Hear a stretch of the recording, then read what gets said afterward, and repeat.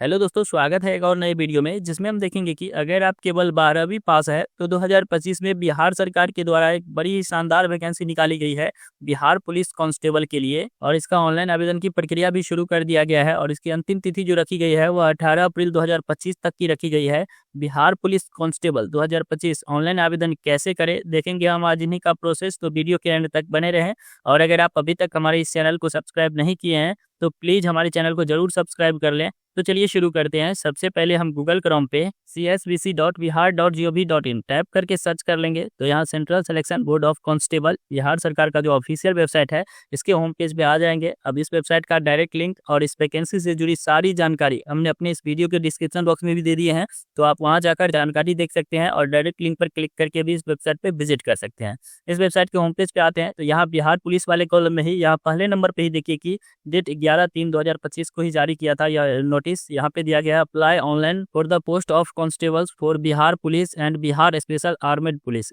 यहाँ इस पे क्लिक करेंगे और ओके करेंगे तो यहाँ एक न्यू टैब खुल के आएगा। अब यहाँ देखिए कि कैंडिडेट कॉर्नर वाले कॉलम में एडवर्टाइजमेंट नोटिफिकेशन दिया गया है, इस पे क्लिक करेंगे तो यहाँ एक 14 पेज का पीडीएफ डाउनलोड होकर आएगा। अब इस 14 पेज के पीडीएफ में सारी जानकारी दी गई है इस वैकेंसी से रिलेटेड। आप यहाँ इस पीडीएफ को ओपन करके सारी जानकारी देख सकते हैं, जैसे यहाँ पे आरक्षण कोटी वगैरह सब दी गई है, आप इसे चेक कर पाएंगे। और इस वैकेंसी में क्या शैक्षणिक योग्यता होने वाली है वो यहाँ पे बताया गया है। यहाँ पे आप देख पाते हैं कि इंटरमीडिएट उत्तीर्ण अथवा बिहार राज्य सरकार के मदरसा बोर्ड द्वारा निर्गत मौलवी प्रमाण पत्र अथवा बिहार राज्य के संस्कृत बोर्ड द्वारा निर्गत शास्त्री अंग्रेजी सहित अथवा आचार्य प्रमाण पत्र अथवा राज्य सरकार द्वारा मान्यता प्राप्त अन्य समकक्ष शैक्षणिक अर्हता होनी चाहिए, यानी कि इंटरमीडिएट से रिलेटेड कोई भी आपका प्रमाण पत्र होना चाहिए। यहाँ पे उम्र सीमा बताई गई है, यहाँ पे आरक्षण बताया गया है और भी नीचे आएंगे तो इस वैकेंसी से रिलेटेड सारी जानकारी बताई गई है। पहले इस पीडीएफ को पूरी तरह से पढ़ लेंगे और उसके बाद यहाँ अप्लाई करने के लिए इस पेज पे आ जाएंगे। और यहाँ सबसे पहले आपको फॉर्म भरने के लिए रजिस्ट्रेशन करनी होगी। रजिस्ट्रेशन स्टेप 1 पे क्लिक करेंगे तो यहाँ पे पंजीकरण और भुगतान करने के लिए यहाँ पे निर्देश दिया गया है, आप इसे भी पढ़ सकते हैं। वरना स्क्रॉल करके नीचे आएंगे और यहाँ घोषणा पत्र को टिक करके यहाँ proceed to registration and payment पे क्लिक करेंगे। इस पे क्लिक करते हैं तो यहाँ पे एप्लीकेशन डिटेल्स फिल करने के लिए आएगा। यहाँ देखिए कि पोस्ट अप्लाइड फॉर कांस्टेबल का दिया गया है और यहाँ आप अपना फुल नेम फिल करेंगे। यहाँ फर्स्ट नेम फिल करेंगे, जो भी आपका मार्कशीट है उसके हिसाब से यहाँ पे फर्स्ट नेम फिल करेंगे। अगर मिडिल नेम है तो मिडिल नेम और सरनेम है तो सरनेम। जैसे किसी का नाम यहाँ पे राहुल कुमार कुमार यादव है तो यहाँ पे कुछ इस प्रकार से फिल कर लेंगे। अगर किन्हीं का नाम केवल राहुल यादव है तो यहाँ पे अगर कुमार नहीं है तो मिडिल नेम को खाली भी छोड़ सकते हैं। यहाँ पे आप अपने नेशनैलिटी को बताएंगे, इंडिया को ही सेलेक्ट कर लेंगे। यहाँ आप अपना मोबाइल नंबर फिल करेंगे, यहाँ ईमेल एड्रेस को फिल कर लेंगे और यहाँ बताएंगे are you domicile for Bihar state. अगर आप बिहार स्टेट के निवासी है तो यहाँ यस करेंगे। अगर नो करते हैं तो आप अनरिजर्व कैटेगरी में माने जाएंगे। यहाँ पे देखिए कि आपका जो कैटेगरी है वह जनरल शो होने लगा है, यहाँ पे नो करते हैं तो।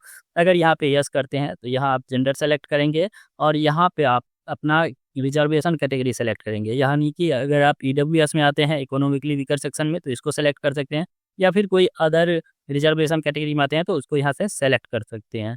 उसके बाद यहाँ आप अपना डेट ऑफ बर्थ सेलेक्ट करेंगे। यह डेट ऑफ बर्थ आपका जो भी 10th का मार्कशीट है उसके हिसाब से यहाँ पे डेट ऑफ बर्थ को सेलेक्ट करनी है। उसके बाद यहाँ पे बताएंगे are you home guard of Bihar state. अगर आप बिहार स्टेट के होमगार्ड रह चुके हैं तो यहाँ पे यस करेंगे और उसका यहाँ पे जानकारी भरेंगे। अगर नहीं तो यहाँ पे नो कर देंगे और उसके बाद यहाँ प्रोसीड पे क्लिक करेंगे। यहाँ रजिस्ट्रेशन का डिटेल्स खुल के आएगा, डिटेल्स को चेक करेंगे। अगर कुछ भी गड़बड़ है तो स्क्रॉल करके नीचे आएंगे और यहाँ एडिट एप्लीकेशन डिटेल्स पे क्लिक करके उसको ठीक कर लेंगे। अगर सब कुछ ठीक है तो यहाँ डिक्लेरेशन को टिक करके यहाँ जो कैप्चा दिया गया है वह कैप्चा देखकर यहाँ पे कैप्चा कुछ इस प्रकार से कैप्चा को फिल करेंगे और यहाँ मेक पेमेंट पे क्लिक करेंगे, ओके करेंगे और फिर से ओके करेंगे तो यहाँ पेमेंट पेज खुल के आएगा। अब यहाँ पे आप सबसे आसान होगा कि यूपीआई को सेलेक्ट कर लें। यूपीआई को सेलेक्ट करेंगे और यहाँ यूपीआई क्यूआर कोड को सेलेक्ट करके पे नाउ पे क्लिक करेंगे तो यहाँ पे पेमेंट का क्यूआर कोड खुल के आएगा। अब यहाँ इस क्यूआर कोड को किसी भी आप एप्लीकेशन के माध्यम से जैसे फ़ोनपे, गूगल पे, पेटीएम वगैरह सबसे इसको स्कैन करके पे करेंगे। जैसे ही पेमेंट सक्सेसफुल हो जाता है उसके बाद आपका रजिस्ट्रेशन कंप्लीट कर लिया जाएगा और यहाँ पे आपको एक रजिस्ट्रेशन आईडी भी दे दिया जाएगा। अब पेमेंट रिसिप्ट को डाउनलोड करने के लिए यहाँ जो click here to download payment receipt का ऑप्शन दिया गया है इस पर क्लिक करके आप उसे भी डाउनलोड कर पाएंगे। अगर आपका रजिस्ट्रेशन कुछ भी डिटेल्स गड़बड़ हो चुका है तो यहाँ देखिए कि नीचे में कैंसिल रजिस्ट्रेशन का ऑप्शन दिया गया है, इस पर क्लिक करके आप इस रजिस्ट्रेशन को कैंसिल भी कर पाएंगे।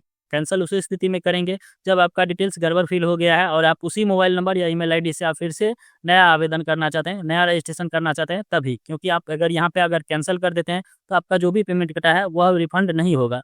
तो आप अपना देख लेंगे, उसके बाद ही यहाँ इस पे कैंसिल करके उसे कैंसिल करेंगे। और फॉर्म को आगे बढ़ाने के लिए यानी एप्लीकेशन फॉर्म फिल करने के लिए यहाँ प्रोसीड टू फिल एप्लीकेशन का जो ऑप्शन दिया गया है इस पे क्लिक करेंगे। एप्लीकेशन फॉर्म फिल करने के लिए सबसे पहले आपको यहाँ पोस्ट प्रेफरेंस को सेलेक्ट करनी होगी। यहाँ पे देखिए कि 2 पोस्ट प्रेफरेंस दिया गया है, बिहार पुलिस और बिहार स्पेशल आर्मेड पुलिस। आप जिसे भी फर्स्ट प्रेफरेंस पे रखना चाहते हैं, अगर बिहार पुलिस को ही फर्स्ट प्रेफरेंस पे रखना चाहते हैं तो इसको सेलेक्ट कर लेंगे और दूसरा में इसको सेलेक्ट कर लेंगे। यहाँ पे फादर नेम फिल करेंगे, जो भी आपका मार्कशीट है उसके हिसाब से यहाँ पे फादर फुल नेम फिल करेंगे, यहाँ मदर नेम फिल कर लेंगे और यहाँ पे मैरिटल स्टेटस को सेलेक्ट करेंगे। अगर आप मैरिड है तो मैरिड, अनमैरिड है तो अनमैरिड। यहाँ पे सेलेक्ट आइडेंटिटी कार्ड को सेलेक्ट करेंगे। यहाँ जो भी आप आइडेंटिटी में लगाना चाहते हैं जैसे आधार कार्ड या कोई भी वैलिड डॉक्यूमेंट, यहाँ पे उसको सेलेक्ट कर लेंगे। अगर आधार कार्ड को यहाँ सेलेक्ट करेंगे तो यहाँ पे आधार नंबर फिल करेंगे।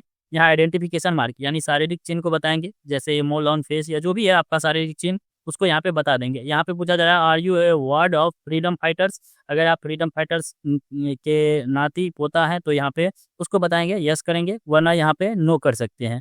नो करते हैं तो यहाँ पे आपको कुछ भी डिटेल्स फिल करने के लिए नहीं आएगा, यस करते हैं तो और भी आगे की डिटेल्स फिल करनी होगी। यहाँ पे एजुकेशन क्वालिफिकेशन डिटेल्स फिल करने के लिए आएगा। सबसे पहले यहाँ पे मैट्रिकुलेशन का डिटेल्स फिल करेंगे, यहाँ पे बोर्ड का नेम फिल करेंगे। अगर आप बिहार बोर्ड से ही है तो यहाँ पे बीएससी पटना करके फिल कर सकते हैं। और यहाँ पे मार्कशीट या सर्टिफिकेट नंबर, यहाँ पे मार्कशीट नंबर जो भी आपका मार्कशीट है उसके फोटो के ऊपर में रहता है तो यहाँ पे मार्कशीट नंबर फिल कर लेंगे उसको देखकर।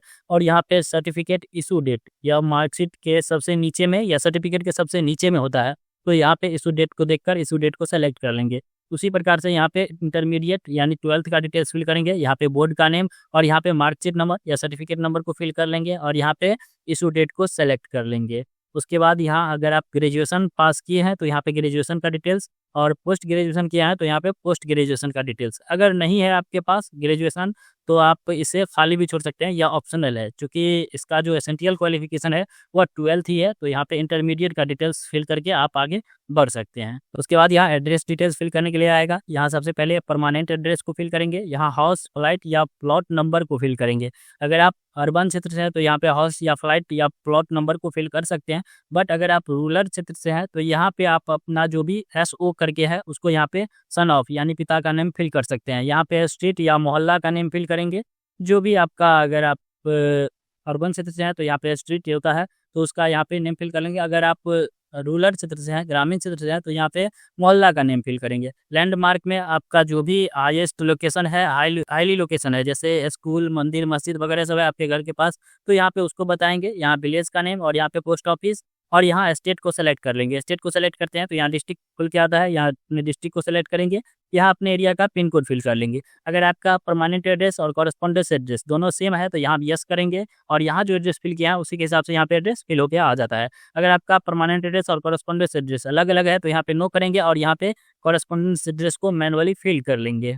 उसके बाद यहाँ डिक्लेरेशन ऑफ क्रिमिनल केसेस का ऑप्शन खुल के आएगा, यहाँ सब में नो कर देंगे। अगर आप इसमें कोई में भी यस करते हैं तो आप इसके पात्र नहीं होते हैं तो आप यहाँ पे सब में नो ही में ही टिक लगा देंगे। यहाँ पे अपलोड फोटो एंड सिग्नेचर का कॉलम दिया गया है। यहाँ पे अपलोड फोटो में यहाँ देखिए कि जो भी फोटो का इंस्ट्रक्शन है उसी प्रकार से यहाँ पे आपको फोटो अपलोड करनी है। यहाँ पे दिया गया है कि कलर्ड पासपोर्ट साइज, जो यहाँ पे साइज बताया गया है 3.5 सेंटीमीटर और 4.5 सेंटीमीटर, यहाँ पे कुछ इस प्रकार से इसका साइज होने वाला है। और उसका जो यहाँ पे देखिए कि बताया गया है कि sharp focus and clear and good quality, यानी कि जो भी शार्प फोकस का यानी कि दोनों कान दिखना चाहिए, दोनों शोल्डर दिखना चाहिए और फोटो का जो बैकग्राउंड है वह वाइट होना चाहिए। उसके बाद यहाँ पे उसका जो फाइल होना चाहिए, फाइल जो JPEG में होना चाहिए और 500 KB से कम के साइज में होना चाहिए। यहाँ पे देखिए कि बताया गया है कि दोनों कान दिखना चाहिए और यहाँ पे चित्र दिखाकर इंस्ट्रक्शन भी बताया गया है कि कुछ इस प्रकार से फोटो नहीं होना चाहिए।